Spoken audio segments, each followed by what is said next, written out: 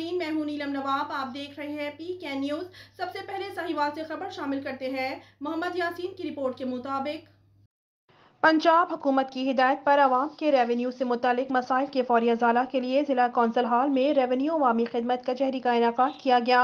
Commissioner Sahiwal division Shoaib Iqbal سید نے کچہری میں آئے سائلین کے مسائل سنے اور انہیں فوری حل کرنے کے لیے موقع پر ہی احکامات جاری کیے۔ اس موقع پر ایڈیشنل کمشنر کوآرڈینیشن شفیق احمد ڈوگر، ADRCR طارق حسین بھٹی، اسسٹنٹ کمشنر اسامہ شارون، تحصیلدار قانون گور حلقہ پٹواری بھی موجود تھے۔ کمشنر شعیب اقبال سید نے کہا کہ ریونیو عوامی میں خدمت کچہری کا مقصد عوام کے مسائل کا فوری ازالہ کرنا ہے۔ انہوں نے کہا کہ سرکاری دفاتر کا مقصد لوگوں کو کام کرنا اور ان کی زندگی میں آسانیاں پیدا کرنا ہے۔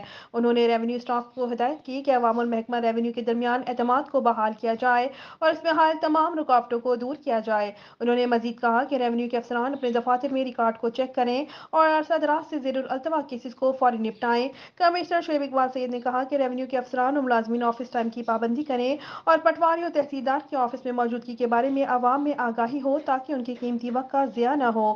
انہوں نے ہدایت کی کہ فیلڈ ڈیوٹی بھی کریں لیکن دفاتر میں اپنی دستیابی یقینی بنائیں اور لوگوں کو ٹائم دیں تاکہ ان کے مسائل حل کیے جا سکیں۔